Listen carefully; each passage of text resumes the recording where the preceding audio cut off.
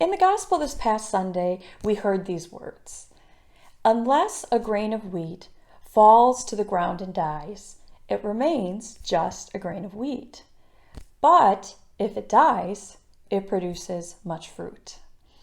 We're nearing the end of the Lenten season. And so next Sunday, we'll be celebrating Palm Sunday and then, turning towards Holy Week. And with that, there's a turn toward Jesus' suffering and his death, right? And so what I wanted to do today is to talk about that a little bit and also what we can learn from this about our own sufferings and our own deaths that we experience in our everyday life.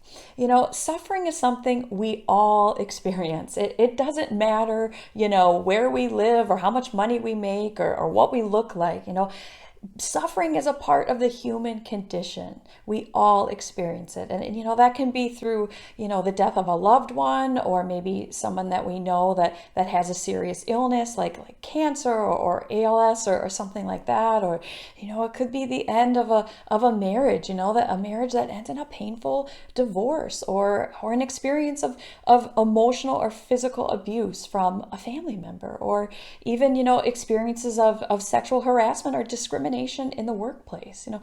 All of these are experiences of suffering, and there are many, many more. So again, I want to bring us back to that scripture. Unless a grain of wheat falls to the ground and dies, it remains just a grain of wheat. But if it dies, it produces much fruit.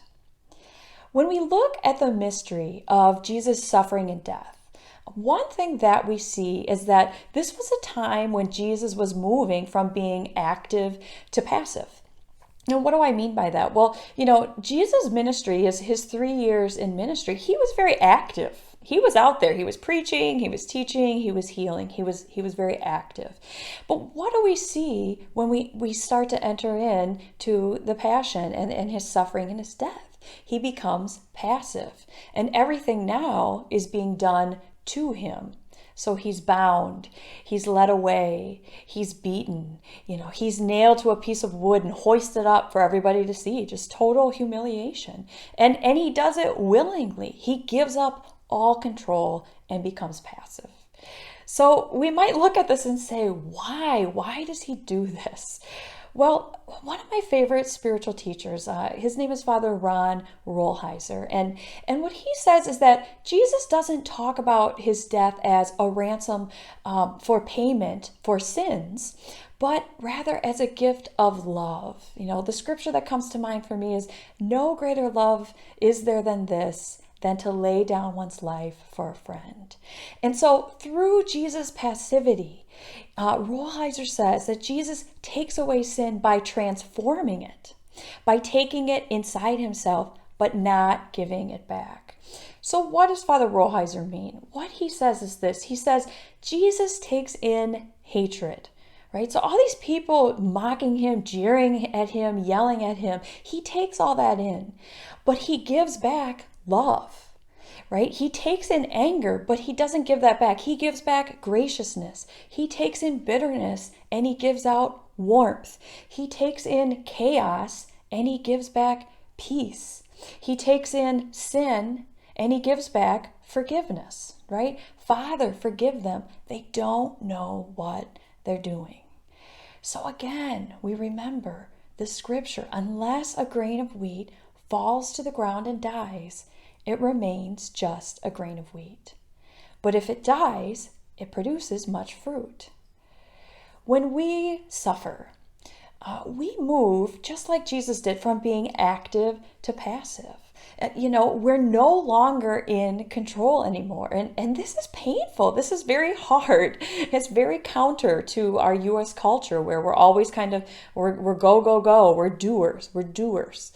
And so this is difficult when we're stopped in our tracks and we immediately become passive.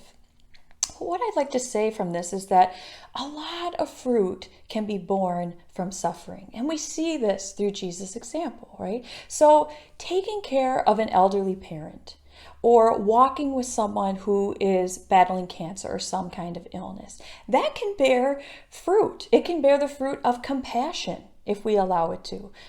Dealing with our own illness or maybe a life-changing injury or a really big life disappointment, that can bear the fruit of gratitude for the things that we realize we do have. It can bear the fruit of wisdom. It can help us realize, oh, actually, that's right, I'm not in charge, right? Or being a survivor of trauma or abuse. That can bear the fruit of empathy for those who also carry deep emotional scars. And it can bear the fruit of compassionate action, being called or to do something to help someone else. So much fruit can come from this. So Jesus' suffering and death, it transformed and it changed everything. He showed us a new way, and it bore more fruit than we will ever know. So the question I want to leave us with today is, will we allow the suffering of our lives to transform us and to change us for the better? And will we allow it to bear fruit? So let's just take some time to sit with these questions, to wrestle with them. Take it to God. Take your anger, take your pain, take your sadness, your question, whatever it is, take it to God. And let's just spend some time in prayer and in quiet reflection.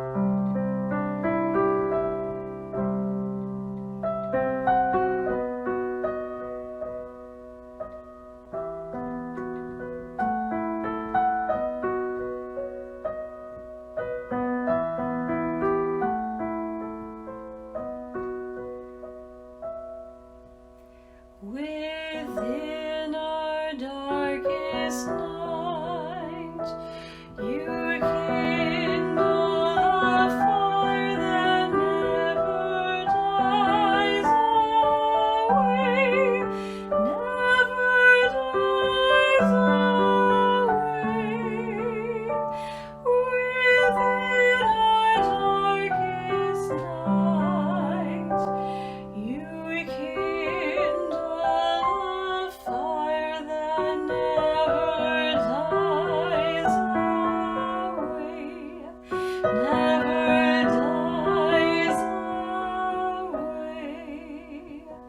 Within our darkest night, you kindle a fire that never dies away, never dies away. Within our darkest night, you kindle a fire that never dies away, never dies away. Within our darkest night, you kindle a fire that never dies away, never dies away. Within our darkest night, you kindle a fire that never dies away, never dies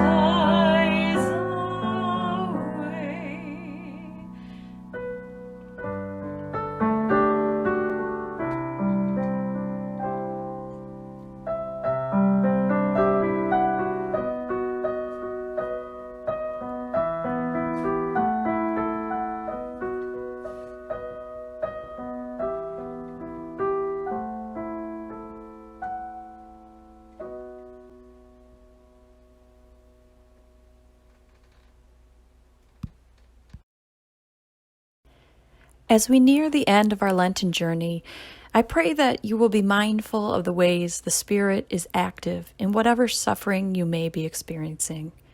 May God grant you peace and perseverance, especially when the road is difficult. I hope you have a wonderful week.